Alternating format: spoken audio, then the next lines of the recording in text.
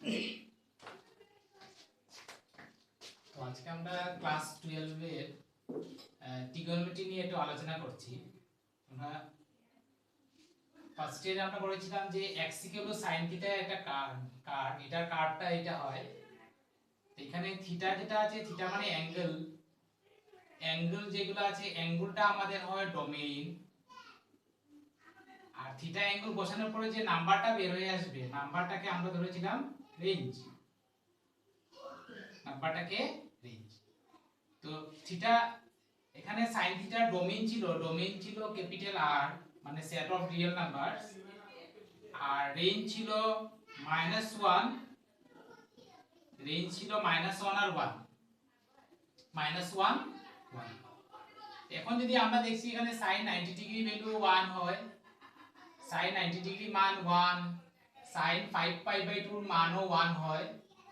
তো এখানে যদি আমরা এটা যদি ফাংশনটা যদি আঁকি, এখানে হবে আমাদের থিটা আর এখানে হবে আমাদের x এর মান। তো আমি দেখি যে π/2 তো মান হচ্ছে আমাদের 1, আবার 3π/2 তো মান হচ্ছে কি 1। এরকম তোমার গ্রাফটা এরকম যেতে থাকবে কন্টিনিউয়াস, যেহেতু ডোমেইনটা আর এটা যেতে থাকবে, তার মানে তোমার ইনফাইনাইট অ্যাঙ্গুলার ভ্যালু কি হয়ে যাবে, ইনফাইনাইট অ্যাঙ্গুলার ভ্যালু কি হয়ে যাবে আমাদের 1 হয়ে যাবে, ইনফাইনাইট অ্যাঙ্গুলার ভ্যালু 1। তো আমরা যদি ইনভার্স ফাংশন যদি হয়, এই দিক থেকে দেখলে আমাদের এটা ফাংশন হবে, কিন্তু এই দিক থেকে যদি আমি দেখি, আমরা যদি sin থিটা x যদি sin থিটা হয়, তো এটাকে আমরা ট্রিগোনোমেট্রিক ফাংশন বলি, ট্রিগোনোমেট্রিক। এখানে যে থিটার যে মান বার করি আমরা, থিটা আমরা এইভাবে লিখি, theta is called inverse function of sin, এটাকে আমরা লিখি sin inverse x, theta sin inverse x, theta sin inverse x আমরা এইভাবে লিখি, এখানে ইনভার্স ফাংশন অফ sin বলি আমরা। তো এখন আমাদের কি হয়ে যায়, আমি যদি ইনভার্স ফাংশন এই দিক থেকে যদি ফাংশন যেটা আসবে এই দিক থেকে আমার যাবে ট্রিগোনোমেট্রিক ফাংশন, আর এই দিক থেকে আসবে আমাদের ইনভার্স ফাংশন।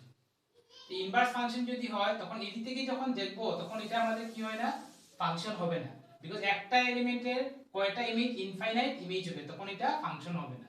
যার জন্য আমরা কি করি, আমরা এটাকে সাব ইন্টারভ্যালে ডিভাইড করি, কয়েকটা ইন্টারভ্যাল রেস্ট্রিকশন দিয়ে ইন্টারভ্যাল ডিভাইড করি।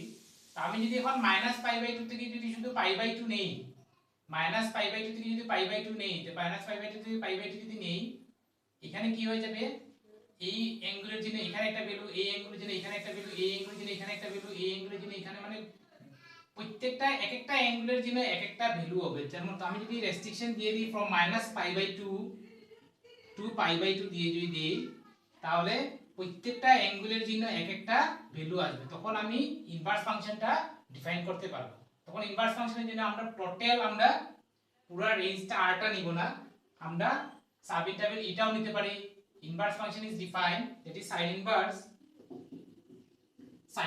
inverse is defined from -π/2 to π/2 define করতে পারবো। তো এর জন্য আমরা ইন্টারভ্যাল, তো এখানে আমরা এটাও এই ইন্টারভ্যালও নিতে পারি, এই ইন্টারভ্যালও নিতে পারি, এই ইন্টারভ্যালও নিতে পারি। যদি আমি এই ইন্টারভ্যাল যদি কি নিয়ে নিই, সাব ইন্টারভ্যাল হিসেবে নিই, টুকরা টুকরা যদি নেই, তখন ফাংশনটা কি হয়ে যায়, 1 1 হয়ে যাবে, 1 1 হয়ে যাবে। তো 1 1 আবার অন 2 হয়ে যাবে, তখন আমার ইনভার্স ফাংশনটা ডিফাইন হবে। তো ইনভার্স ফাংশন ডিফাইন হলে, তো এর জন্য আমরা সাইন ইনভার্সটা জেনারেলি সাইন ইনভার্সের আমরা ডোমেইন ধরি। ইনভার্স ফাংশনের ক্ষেত্রে নাম্বার যেটা আসবে, নাম্বারটা হয়ে যাবে আমার ডোমেইন, আর অ্যাঙ্গেল যেটা হয়ে যাবে এটা আমার হয়ে যাবে, অ্যাঙ্গেলটা হয়ে যাবে রেঞ্জ। নাম্বারটা ডোমেইন, অ্যাঙ্গেলটা রেঞ্জ হয়ে যাবে। তো সাইন ইনভার্স আমি ডিফাইন করব ফ্রম সাইন ইনভার্স -1 থেকে 1 গিয়ে আমার হবে -π/2 টু π/2, মানে ডোমেইন হবে আমাদের -1 টু 1 আর রেঞ্জ হবে -π/2 টু π/2। এখন আমরা এই যে এটা হলো আমার y sin, মানে এটা ট্রিগোনোমেট্রিক ফাংশনের গ্রাফ, আর এটা হলো ইনভার্স ফাংশনের গ্রাফ। ইনভার্স ফাংশনের গ্রাফ মানে আমার ইনভার্স ফাংশনের গ্রাফ, এখানে আমার কি হয়ে যাবে, নাম্বার যেটা হবে, নাম্বারটা হবে আমার ডোমেইন, নাম্বারগুলো মানে নাম্বার হবে ডোমেইন, আর অ্যাঙ্গেল যেগুলো হবে এগুলা রেঞ্জ হবে। ডোমেইনের ক্ষেত্রে -90 ডিগ্রিতে ভ্যালু হবে কি -1, আর এখানে হবে 90 ডিগ্রিতে ভ্যালু হবে আমার কি 1।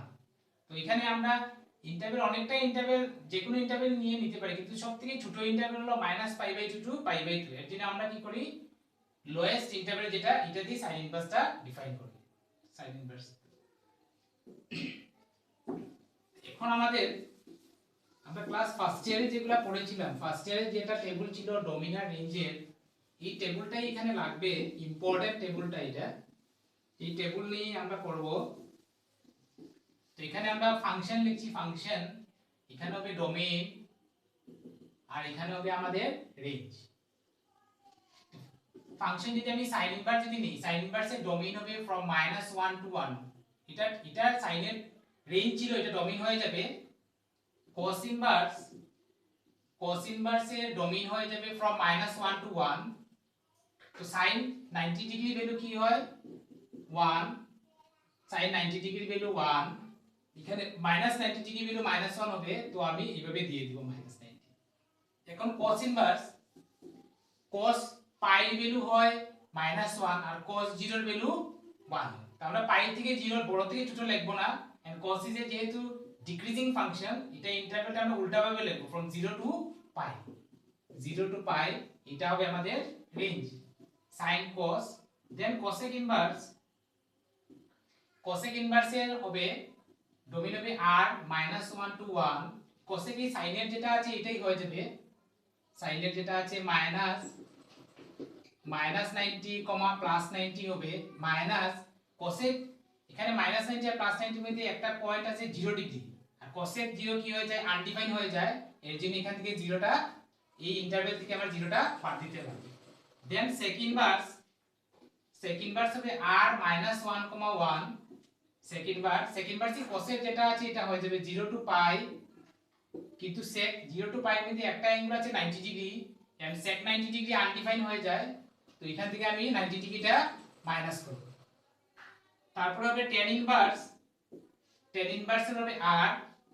তো tan 90 কি হয়, আনডিফাইন হয়, r means from -infinity to infinity, so tan 90 is infinity, -90 is -infinity, and +90 is infinity। তারপরে cot ইনভার্স হবে, cot ইনভার্স ও ডোমেইন হবে r মানে -infinity to infinity, cot 0 infinity হয়, সো cot 0, কি হবে পাই হবে। তো এখানে হলো ট্রিগোনোমেট্রিক ফাংশনের ডোমেইন আর এটা হলো রেঞ্জ। এটা ইম্পর্টেন্ট, এটার উপরে ডিপেন্ড করে আমাদের সব ইনভার্স ফাংশন হয়, এটার উপরে ডিপেন্ড করে সবকিছু ইনভার্স ফাংশন ডিফাইন করা হয়। তো তারপরে ডোমেইনের মধ্যে আছে কিনা, রেঞ্জের মধ্যে আছে, অঙ্কগুলা করতে এগুলা ফলো করতে লাগে। যেমন আমি প্রপার্টিজ কয়েকটা লিখছি, আমাদের এখানে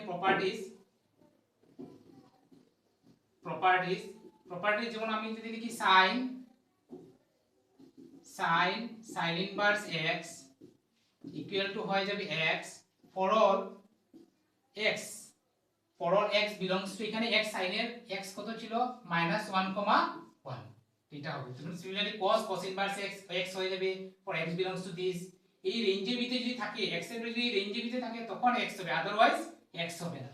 তো বাকিগুলো এরকম sin inverse, cos tan inverse, এরকম অনেক কিছু আছে, এগুলো আমি তোমাদের পরে কপিতে দিয়ে দেব তোমাদেরকে। এটা হলো এক নম্বর প্রপার্টি। এরকম তোমাদের অন্য প্রপার্টিও আছে, নাম্বার 2, এখানে হয়ে যাবে sin ইনভার্স sin থিটা। তো sin ইনভার্স sin থিটা যদি হয়, sin inverse sin theta equal to theta হয়ে যাবে। থিটা এখন অ্যাঙ্গেল এসে গেছে, তো for all theta belongs to, theta এখানে কি হবে -90 টু +90, এটা হবে।